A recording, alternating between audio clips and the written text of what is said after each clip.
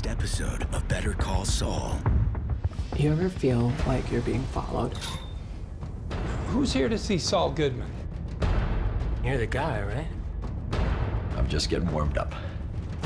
After the last episode of Better Call Saul, it feels more like it might be a fool's errand to speculate on what's going to happen in the rest of this final season, but that's exactly what I'm going to do. Hey guys, Pete here. Today I've got a quick video to talk about the episode 4 teaser, the promo photos, and other stuff that's out there to get the old speculative juices flowing about the 6th season's upcoming episode. If any of that sounds like spoilers to you, then this is your chance to leave.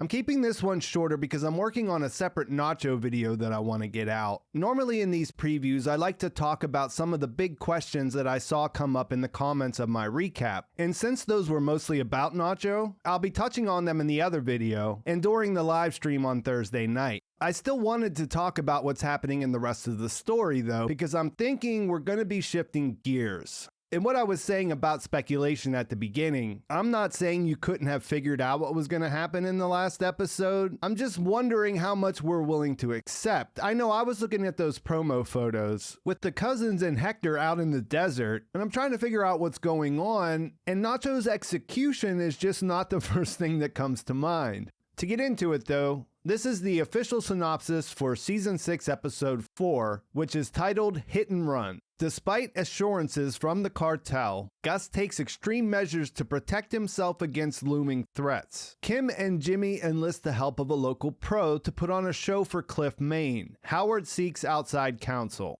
Gus going to extreme measures makes sense. Of course, the cartel would tell him that he has nothing to worry about as far as Alvarez is concerned, but he knows that Lalo Salamanca lives. In the teaser, we see him with a bulletproof vest on. He's watching his home. He set up surveillance. We see this shot of the monitors we'd seen in the past. And I guess the trick for him is not to let the truth of what he's actually afraid of get out. Speaking of Lalo, it's been 2 entire episodes since he's appeared on screen. He went looking for proof of Gus's disloyalty to the cartel, and it did also make sense for his story to recede into the background while they wrap things up with Nacho's. He doesn't appear in this teaser either, and we still don't know when the footage of him looking dapper is going to pop up. It could be this week, it could be the next. As I mentioned in last week's video, Peter Gould bringing up the calls he made investigating the Werner situation does make me think he might be headed to Germany, but there's nothing additional here to add to that. Kim and Jimmy enlisting the help of a local pro felt like a play on words to me. We'd seen this shot of Howard's car pulling up at the Crossroads Motel. It pops up in this teaser again, and I took this to mean that we'd be seeing more hijinks with prostitutes. There's even the potential to bring back Wendy from Breaking Bad, who we know has a history of working out of this location. In episode 3, Kim and Jimmy decided to steal Howard's car, and it looks like we'll see that play out. That probably has something to do with the title Hit and Run. That could be a play on words as well. He could proposition a prostitute and then leave, hit and run, or something unforeseen could happen when they have his car. In this teaser, you also see that shot of what looks like Howard running across the parking lot. And under closer inspection, it doesn't really look like Patrick Fabian. This would line up with impersonating him. And your first thought is if Jimmy would do this himself. He did a fairly good job of copying Howard's look in the past. He still might even have that suit, but I wonder if they might not employ someone else just in case because of the risks involved. The only character related to Saul in Breaking Bad that we've been waiting to see come back is Patrick Cuby. Bill Burr doesn't look exactly like Patrick Fabian, but it is something to keep in mind because I do think we'll see the character come back in Season 6 if the actor was available. The teaser opens with Kim driving. She has the floral print shirt on, she appears to be alone, and you see that she's taking notice of her rearview mirror. In that we see the same car that appeared outside the Kettleman's Tax Services trailer at the end of episode 2. The going theory was that this was related to Howard, most likely a PI that he hired, but now we have to start to consider that it might be somebody else. It cuts to the scene that we saw in the official trailer where Kim is asking Jimmy if he ever feels like someone's following him. And then the teaser ends with her confronting the person in this car, saying, "Are you following me?" We can see the driver in profile, but his head is turned and it's out of focus, and it does sort of make that idea that it was the same PI that Chuck hired seem a little less likely. It doesn't really look like that guy, but for me it's kind of hard to say it looks like anybody at the same time. In the episode description, it says that Howard seeks outside counsel, and there's a shot of him in someone's office saying, "I'm just getting warmed up." It could be Davis and Maine. It looks similar to some of the shots we've seen there, but if this is literally related to him looking for new counsel, another firm could be entering the picture. To get back to this driver, if that's not related to Howard, and it's not related to the Salamancas, then who is it? ADA Erickson might be looking into Jimmy, and we'll come back to that in a second, but to me it doesn't seem likely that they would be going to these lengths while they're still waiting to get an answer from him if he's going to cooperate or not. So that only really leaves Gus. We see that he's paranoid. We see that he's taking extra precautions. Mike had said that they're watching to make sure he doesn't show up. Mike knows that if he does make it back into the US, he might try to contact Jimmy and Kim. So I think there's a real possibility there. As I mentioned, I can't make out anything from this image. He's a pretty nondescript looking guy.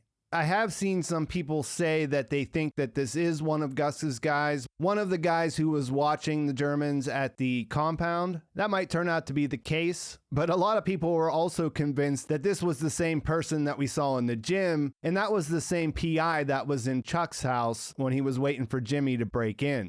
One other thing about Cliff Maine, when she's being followed the first time, she's wearing that floral print shirt. And in one of the new promo photos, she's wearing that, sitting at a table talking to Cliff. So it does look like things are moving forward there. When she's talking to the driver, she's wearing a jacket and a blue shirt, something that looks more normal for her. So I imagine that this will build up over some time. That shirt looks like the same one she's wearing in this shot from the official trailer we haven't seen yet, where she's at this cafe. She was talking to someone else because of the cup of coffee that's there, and I imagine we'll find out who she's meeting. Maybe this is related to whoever's following her. And in those promo photos, there is a shot of Mike where he's in a cafe, so there might be a meeting in the future between these two characters, which would be pretty amazing. Overall, would this be a big deal? Not really. Mike does know about her, and she knows there's a third party that protected Jimmy when he was ambushed in the desert. It could make her wonder what else is going on there, but there's nothing that suggests that Gus and Jimmy ever came in contact in the Breaking Bad timeline. And the only other shot we see with Mike is of him standing inside Gus's house, saying he needs guys in close, which is probably related to taking care of Gus's house and the surveillance. One other thing to mention about Ray Seehorn, she's actually the director of this episode, and this is her first one. So it will be interesting to see what she does behind the camera. And Jimmy is the last thing to talk about in the teaser. You see this scene again where he comes into the nail salon and there's a lot of potential new clients waiting. The character Spooge from Breaking Bad makes his return, looking a lot better before the meth grabbed a hold of him. Based on how Kim presented the options when bringing up working with the DA to help them with Lalo, I expect Jimmy to choose friend of the cartel over rat. The things we see in this teaser seem to show what happens after he makes the decision. You see Bill Oakley telling him it's just wrong. You see the woman at the window that he bribes with the Beanie Babies shut him down. It looks like someone might have walked past him whenever he was eating outside. So everyone around the courthouse on the DA's side are against him. And then on the other side, you have Spooge talking about how he's Salamanca's guy and all these new criminal clients showing up because they want him to represent them. He's becoming more like Saul each day, at least on the surface. And they were supposed to go looking for an office, so we might see that happen in this episode with this high volume of new clients heading his way. His office in the strip mall may be coming soon. One last thing from episode 3 before I wrap this up. I took a closer look at the post-it notes on the back of the painting, and you can see that each row is a different step in the plan. The first one is the country club, and then the Kettlemans, with the last note there saying Jay Stengel, which was the IRS agent that she called. What I thought was most interesting is how many steps they have laid out. This plan looks elaborate. I still tend to think that they know that Howard will be on to the fact that Jimmy is behind all of this, and they'll use that to their advantage, but we haven't seen anything in their planning that backs that up yet. I'm curious to see how things change in the 4th episode, and I think that's a good place to leave things. Let me know in the comments what you think, what you're hoping to see in this next episode, and join us for the live stream at 9 p.m. Eastern Time on Thursday if you want to talk more about Nacho. Please like this video if you enjoyed it. Please subscribe to my channel if you haven't already. And thanks for watching. I'll talk to you soon.